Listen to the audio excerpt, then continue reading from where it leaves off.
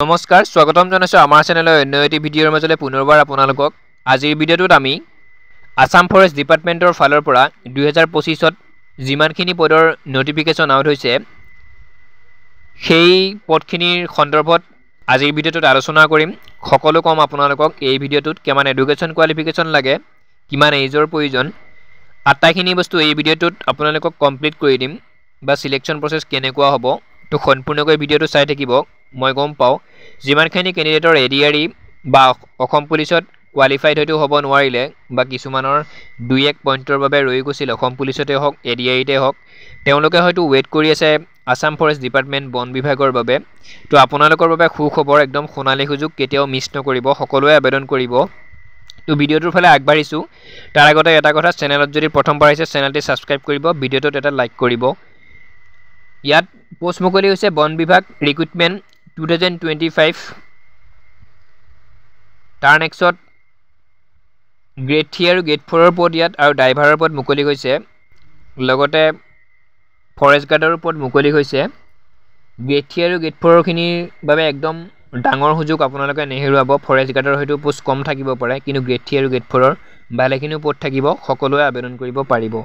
organisation name ইয়াত উল্লেখ কৰিছে forest department post name technical assistant forest guard and driver অৰ্থাৎ গ্ৰেড 3 বিশেষকৈ পদখিনি অকণমান হয়তো হায়াৰ ছেকেণ্ডেৰী পাছখিনিয়ে গ্ৰেড 3ৰ বাবে আবেদন কৰিব পাৰিব বা গ্ৰেজুৱেটখিনিয়ে গ্ৰেড 3ৰ বাবে আবেদন কৰিব পাৰিব আৰু মেট্ৰিক পাছখিনিয়ে ফৰেষ্ট গাৰ্ড লগতে ড্ৰাইভাৰ আৰু ড্ৰাইভাৰৰ বাবে আবেদন কৰিবলৈ কিন্তু আপোনালোকৰ এখন খুব এছেঞ্চিয়েল এখন ডকুমেণ্ট সেইখন হৈছে আপোনালোকৰ লাইচেন্সখন চৰকাৰীভাৱে যিখন গ্ৰহণযোগ্য সেইখন লাইচেন্স আপোনালোকৰ লাগিব যিখিনিয়ে ড্ৰাইভাৰৰ বাবে এপ্লাই কৰিব বিচাৰে technical assistant forest guard and ড্ৰাইভাৰৰ পদ মুকলি হৈছে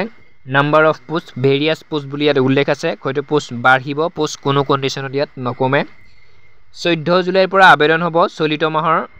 14 তাৰিখৰ পৰা আবেদন হ'ব হয়তো দুদিন বা এদিন পিছতেই 2025ৰ চিন্তা কৰিব নালাগে পোষ্ট ভালেখিনিও আছে সকলোৱে কিন্তু আবেদন কৰিব কেতিয়াও মিছ নকৰিব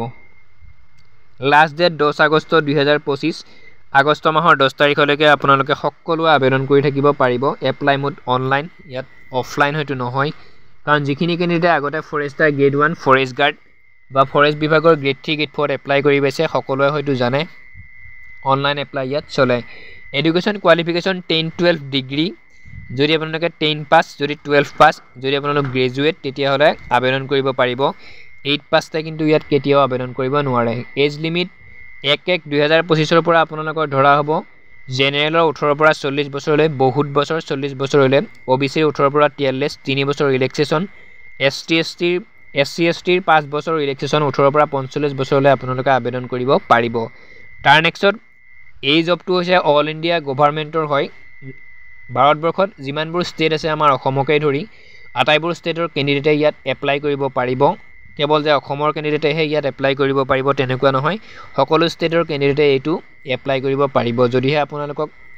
যদি 10 পাছ যদি 12 পাছ যদি গ্ৰেজুৱেট সকলোৱে আবেদন কৰিব পাৰিব যদি ড্ৰাইভিং লাইচেন্স আছে ড্ৰাইভাৰৰ পদৰ বাবেও আবেদন কৰিব পাৰিব যদিহে জেনেৰেল কেণ্ডিডেটৰ বয়স 18 পৰা 40 বছৰ ওবিচিৰ 18 পৰা 43 বছৰ SC/ST 18 পৰা 45 বছৰৰ ভিতৰত যদি আপোনালোকৰ এজ আছে এইখিনি যদি আপোনালোকৰ কোৱালিফিকেশ্যন আছে খুব সুন্দৰকৈ আপোনালোকে আবেদন কৰিব পাৰিব যদি অসমৰখিনিয়ে এডিআৰই বা অসম পুলিচতো বিফল হৈছিল এইটো এটা সোণালী সুযোগ আপোনালোকে কেতিয়াও নেহেৰুৱাব সম্পূৰ্ণ ভিডিঅ'টো ইমান আছিল 14 তাৰিখে যেতিয়া এপ্লাই ষ্টাৰ্ট হ'ব মই আপোনালোকক ভিডিঅ' আকাৰে জনাই দিম চেনেলটোৰ লগত জড়িত হৈ থাকিব চেনেলটি ছাবস্ক্ৰাইব কৰিব ভিডিঅ'টো সম্পূৰ্ণকৈ শেষলৈ চোৱাৰ বাবে পুনৰবাৰ ধন্যবাদ জনাই আজিৰ ভিডিঅ'টোৰ সামৰণি মাৰিছোঁ জয় অসম